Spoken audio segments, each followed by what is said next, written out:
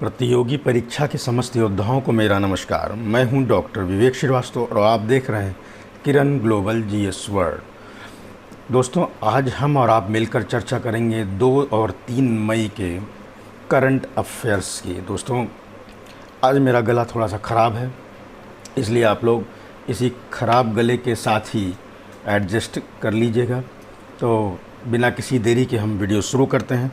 पहला प्रश्न है, अंतर्राष्ट्रीय नृत्य दिवस 2022 कब मनाया गया? तो दोस्तों, इसका सही उत्तर है 29 अप्रैल। अभी हाल ही में 29 अप्रैल को अंतर्राष्ट्रीय नृत्य दिवस मनाया गया। थोड़ा सा इसके बारे में जान लेते हैं। यूनेस्को ने 29 अप्रैल 1982 से महान फ्रेंच डांसर जार्ज नावेरे के जन्मदिवस के अवसर पर प्रतिवर्ष अंतर्राष्ट्रीय नृत्य दिवस मनाने की घोषणा किया। तब से प्रतिवर्ष 29 अप्रैल को अंतर्राष्ट्रीय नृत्य दिवस मनाया जाता है। अगला प्रश्न है, किस राज्य के पूर्व मुख्यमंत्री जेम्स ड्रिंगवेल रिम्बाई का 88 वर्ष की आयु में अभी हाल ही में निधन हो गया है? तो दोस्तों, इसका सही उत्तर है मेघालय। अभी हाल ही में मेघालय राज्य के पूर्व मुख्यमंत्री जेम्स ड्रिंगवेल का 88 वर्ष की उम्र में निधन हो गया है। दोस्तों, बात हो रही है मेघालय की, तो मेघालय की राजधानी है शिलांग। यहाँ के मुख्यमंत्री हैं कनराड संगमा। यहाँ के राज्यपाल हैं सत्यपाल मलिक, जो कि पहले जम्मू कश्मीर के राज्यपाल थे। और यहाँ पर जो प्रमुख नेशनल पार्क हैं उनमें नोकरेक नेशनल पार्क, बलपक्रम राष्ट्रीय उद्यान, सीजू पक्षी अभ्यारण्य, नोंग खिल्लेम अभ्यारण्य, बाघमारा रिजर्व फॉरेस्ट मुख्य रूप से जाने जाते हैं और परीक्षाओं में पूछे जाते हैं। दोस्तों, अगला प्रश्न है, श्रमिक दिवस के अवसर पर किस राज्य के मुख्यमंत्री ने ई पेंशन पोर्टल लॉन्च किया है? तो दोस्तों, अभी हाल ही में उत्तर प्रदेश के मुख्यमंत्री श्री योगी आदित्यनाथ जी ने पेंशनर्स के लिए की सुविधा के लिए ई पेंशन पोर्टल अभी श्रमिक दिवस के अवसर पर लॉन्च किया है। अगला प्रश्न है, किस अर्थशास्त्री को 1 मई 2022 को नीति आयोग का उपाध्यक्ष बनाया गया?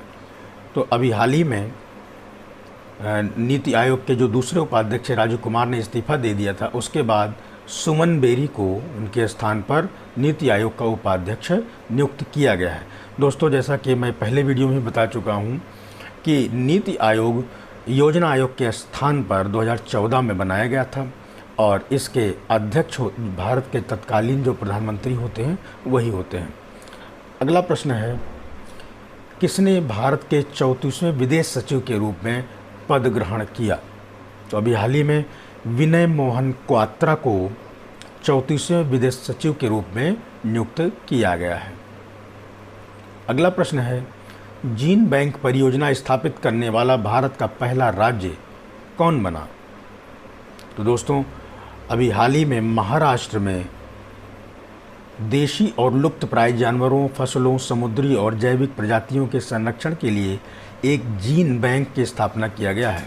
इस दृष्टि से जीन बैंक स्थापित करने वाला महाराष्ट्र भारत का पहला राज्य बन गया है और इसे महाराष्ट्र जैव विविधता बोर्ड द्वारा स्थापित किया गया है।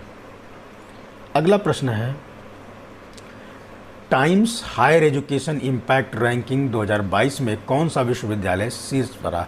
दोस्तों, ये प्रश्न बहुत ही इम्पोर्टेंट हो जाता है, क्योंकि विश्वविद्यालय से की रैंकिंग से संबंधित प्रश्न अक्सर जो है प्रतियोगी परीक्षाओं में देखने को मिल जाता है।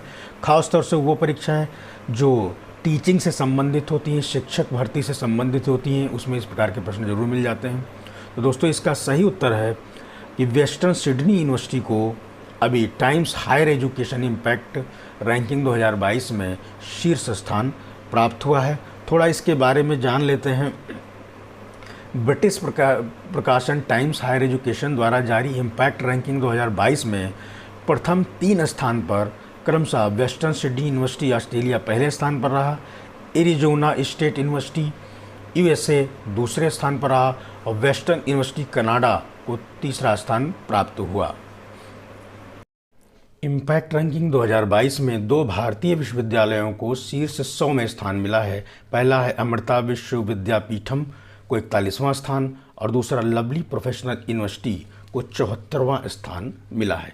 इम्पैक्ट रैंकिंग 2022 में लगभग 64 भारतीय विश्वविद्यालय शामिल है और इस दृष्टि से अच्छे विश्वविद्यालयों का प्रतिनिधित्व करने की दृष्टि से भारत को चौथा स्थान प्राप्त हुआ है। नेक्स्ट क्वेश्चन है, क्वाड लीडर्स शिखर सम्मेलन 2022 का आयोजन कहाँ किया जाएगा? तो दोस्तों, इसका आयोजन अभी जापान के टोक्यो में किया जाएगा।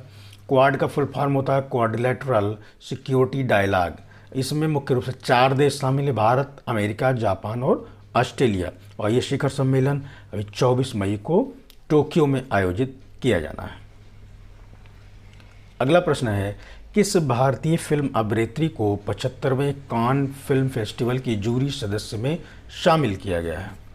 तो दोस्तों, अभी हमारे यहाँ की मशहूर फिल्म अभिनेत्री दीपिका पादुकोण को 75वें कान फिल्म फेस्टिवल में जूरी सदस्य के रूप में शामिल किया गया है। थोड़ा सा कान फेस्टिवल के बारे में जान लेते हैं। ये फ्रांस में आयोजित एक वार्षिक फिल्म फेस्टिवल है। इसकी स्थापना 20 सितंबर 1946 को हुई थी। इस वर्ष 17 से 25 मई तक ये आयोजित होगा और इस वर्ष कांस फिल्म महोत्सव की 75वीं वर्षगांठ भी मनाई जा रही है। इस वर्ष कांस फिल्म महोत्सव के एक प्रारूप में भारत को आधिकारिक रूप से सम्मानित किया जाने वाला है और भारतीय फिल्म अभिनेत्री दीपिका पादुकोण को जूरी मेंबर में शामिल किया गया है। एक अन्य महत्वपूर्ण बात कि भारतीय सिनेमा के महान फिल्मकार सत्यजीत रे की दुर्लभ फिल्म प्रतिद्वंदी को इस महोत्सव में विशेष रूप से प्रदर्शित किया जाएगा। ये जो आप चित्र देख रहे हैं, ये दीपिका पादुकोण का है, जिन्हें कि जूरी मेंबर में शामिल किया गया है। अगला प्रश्न है, माँ तुझे प्रणाम योजना किस राज्य से संबंधित है? तो दोस्तों, माँ तुझे प्रणाम योजना मध्य प्रदेश राज्य से संबंधित है। मध्य प्रदेश के मुख्यमंत्री शिवराज सिंह चौहान ने इस योजना का भोपाल में शुभारंभ किया। इसके अंतर्गत खेल एवं युवा कल्याण विभाग द्वारा जिले के समस्त विकास खंडों से 5 युवक और 5 युवतियों को भारत की अंतर्राष्ट्रीय सीमा पर अनुभव यात्रा पर भेजा जाता है।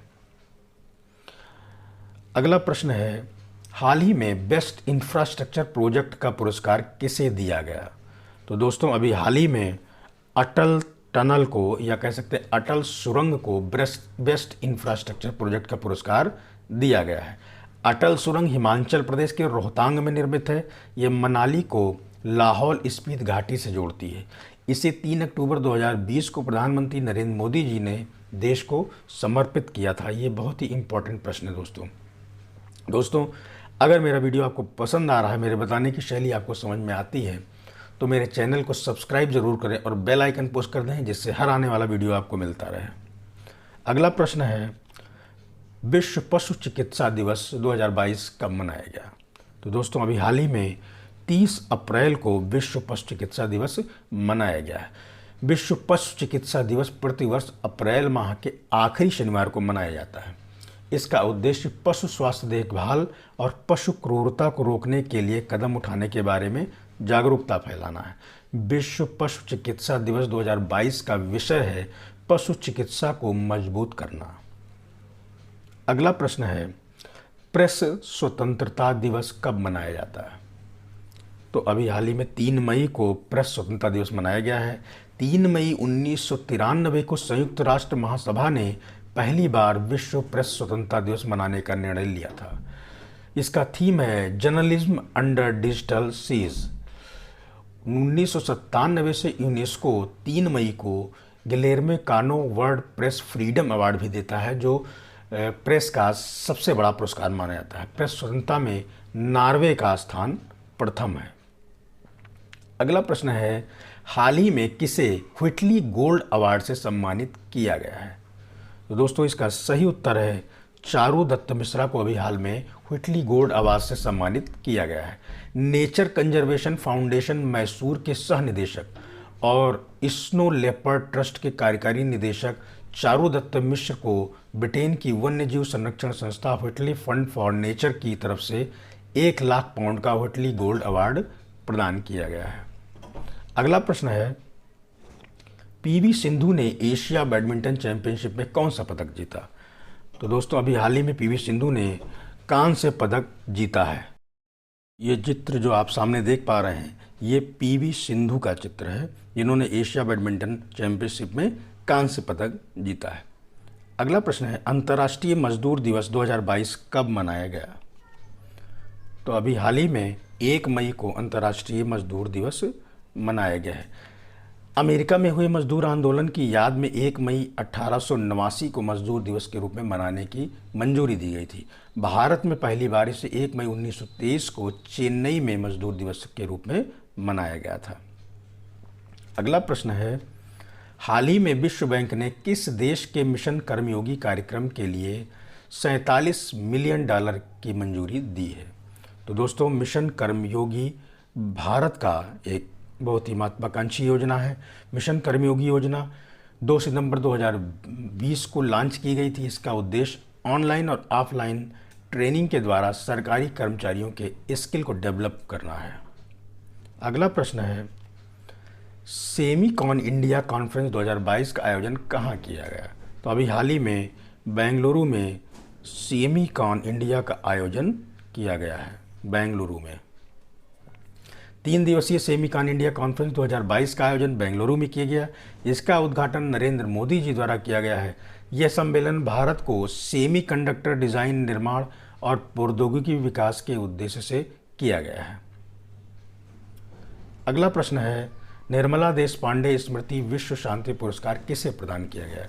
तो दोस्तों, अभी हाल ही में जनरल तेज कौल को निर्मला देशपांडे स्मृति विश्व शांति पुरस्कार प्रदान किया गया है। इसके बारे में थोड़ा जान लेते हैं।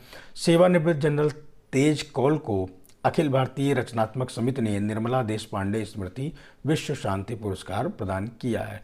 निर्मला देशपांडे कौन है, इसके बारे में जानने के लिए आप वीडियो को पॉज करके इस सामने जो आपके दिया हुआ है इसको आप पढ़ लीजिए, तो इनके बारे में आप जान सकते हैं। अगला प्रश्न है और इस वीडियो का आखिरी प्रश्न है, हर्षदा शरत गरुड़ ने जूनियर विश्व वेट लिफ्टिंग चैंपियनशिप में कौन सा पदक जीता? तो दोस्तों, 16 वर्षीय हर्षदा ने 45 किलोग्राम वर्ग में 153 किलोग्राम उठा करके वेट लिफ्टिंग चैंपियनशिप में स्वर्ण पदक जीता। ये सामने जो चित्र है ये हर्षदा का है। तो दोस्तों, आज के वीडियो के सभी प्रश्न समाप्त होते हैं। आपको वीडियो कैसा लगा कमेंट बॉक्स में बताइएगा, और जैसा कि मैं हर बार करता हूँ, अपने पिछले वीडियो से एक प्रश्न पूछता हूँ, उसका उत्तर भी आप कमेंट बॉक्स में बताइएगा। प्रश्न ध्यान से सुनिए, दूधवाणी नामक एक सामुदायिक रेडियो स्टेशन का उद्घाटन किस राज्य में किया गया?